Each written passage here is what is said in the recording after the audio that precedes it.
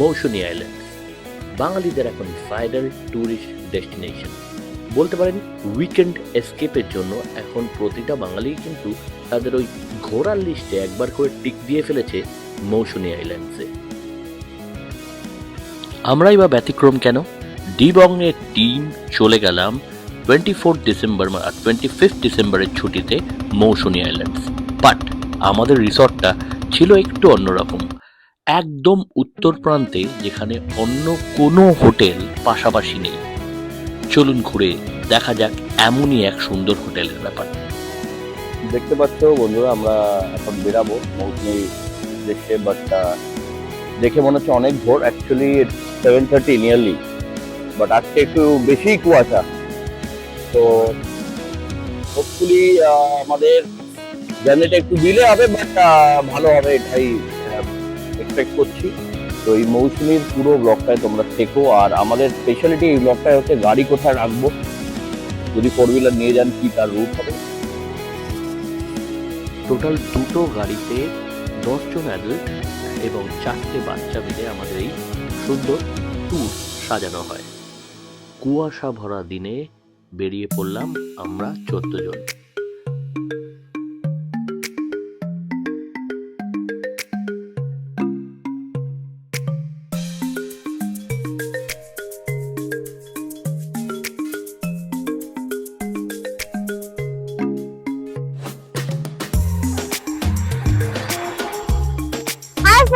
আমি মিমি from Dibang life.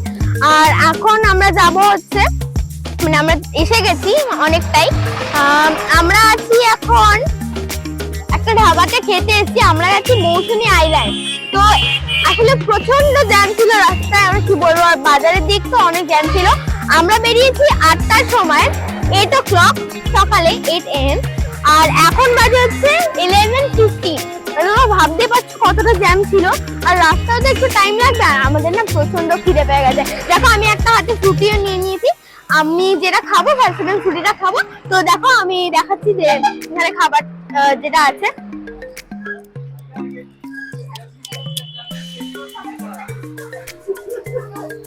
এই যে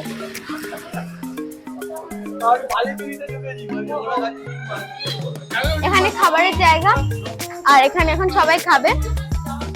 সবার খাবারটা এখনো আসেনি, যারা যারা ম্যাগি খাচ্ছে তারা এসে গেছে। তো এখন আমরা খেয়ে নিই, পরে দেখা করছি। বাই। একটা টোল পেরিয়েই আমরা পৌঁছে গেলাম 7 মাইলের হুজ্জুতের ঘাটের দিকে। হ্যাঁ, এইখানেই যারা 4 হুইলার নিয়ে যাচ্ছ বা মনে করছো যে 2 হুইলার রেখে যাব, নৌকায় পার করবো না, তারা কিন্তু এই হুজ্জুতের ঘাটে গাড়ি রেখে যেতে পারো। দেখতে পাচ্ছ বিশাল এক জায়গা, এইখানে তোমরা গাড়ি রাখতে পারবে ওভারনাইট। 100 টাকা করে আমাদের নিয়েছে, তোমরা বার্গেন করতে পারো। এবং এখানে স্লিপে তাদের নাম্বারও দেওয়া রয়েছে। এবার সোজাসুজি ফেরিঘাটটা, ওখান থেকে জাস্ট 10 সেকেন্ডের হাঁটা, 10 টাকা করে ফেয়ার এবং মিনিট 12 থেকে 15 মিনিট ক্রস করতে লাগে। সব থেকে ভালো ব্যাপার একটা বলি, আমাদের সাথে 2 বছরের বাচ্চাও যেমন ছিল, 10 বছরের বাচ্চাও। পুলিশ খুব ভালো সহযোগিতা করে আমাদের কিন্তু বোটে তুলে দেয়। এবং one of the best part of the entire journey বা এন্টায়ার ট্যুর এই 10 মিনিটের রাইডটা। হেকটিক সিটি লাইফে থেকে এরকম একটা নেচারের মাঝখানে 10 মিনিটের বোট রাইড আমার দারুণ লেগেছে। দেখতে থাকো আমাদের ব্লগ, এবং যারা এখনো সাবস্ক্রাইব করোনি চট করে সাবস্ক্রাইব করে দাও, এতে আমাদের অনেকটা হেল্প হয়। আমাদের ডেস্টিনেশন ছিল হোটেল ঢেউসাগর। সচরাচর মৌসুমী আইল্যান্ডসে কিন্তু হোটেল নেই, কিন্তু ঢেউসাগর কিন্তু একটা প্রপার হোটেল। এই সেই প্রপার্টি, একদম বিচের ধারে আর প্রকৃতির একদম মাঝখানে সুন্দর একটা ব্রিজ, যেটা কানেক্ট করছে সমুদ্র এবং হোটেলটাকে। পৌঁছাতে বেশ দেরি হয়েছিল, কিন্তু পৌঁছে যেন সব ক্লান্তি দূর হয়ে গেল। দৌড়ে চলে গেছিলাম বিচ দেখতে। এত বড় বিচ, অসাধারণ সেই দৃশ্য। সানসেট হবে হবে, আর আমরা তখন চেক ইন করছি। অদ্ভুত একটা মুহূর্ত।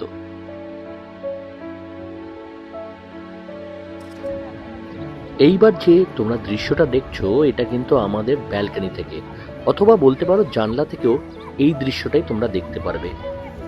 দারুণ ভিউ। সন্ধে নেমে এলো, এবার তো কিছু পেটে দিতে হবে। লাঞ্চ বলবো না, নিয়ার অ্যাবাউট সাপার টাইমে আমরা লাঞ্চ করতে চলে গেলাম। তখন ঘড়িতে প্রায় 4:30-5টা বাজে।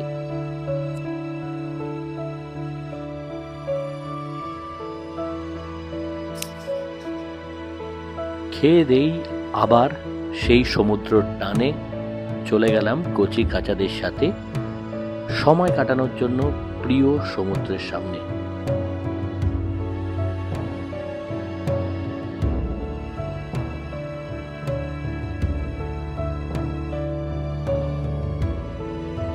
ঢেউ সাগরের স্পেশালিটি হচ্ছে বিচের একদম সামনে। ওই যে দেখছো আমাদের হোটেল, ভিডিওতে অনেকটা দূর লাগলেও খুব দূর কিন্তু না। কিচ্ছু নেই।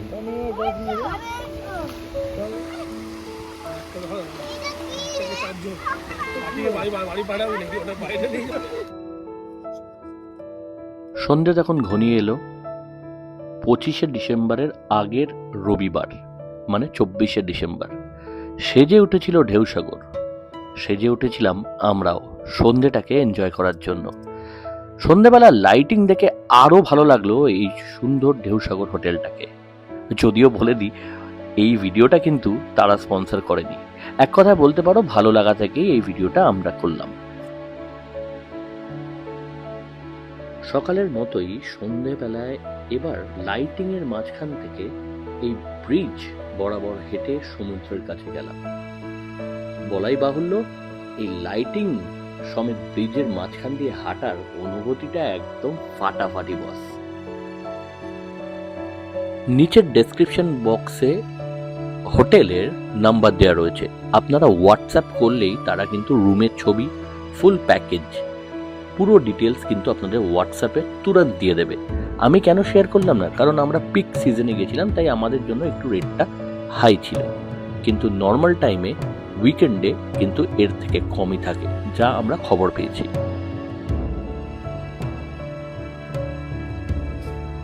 ব্যবস্থায় ছিল ক্যাম্পফায়ার, বারবিকিউ চিকেন, ইভেন নিচে আপনারা নিজেদের মতো করে এক একটা করে টেবিলে থেকে এনজয় করতে পারেন এই সুন্দর সন্ধেগুলো। বলাই বাহুল্য যে এই ক্যাম্পের লোকজন খুব কোঅপারেটিভ ছিল, এবং ওই যে নিচের জায়গাটা দেখছেন ওখানে কিন্তু পরের দিকে ক্যারাওকেও হয়েছে। যাওয়ার আগে মৌসুমী আইল্যান্ডসের প্রচুর ভিডিও দেখে গেছিলাম।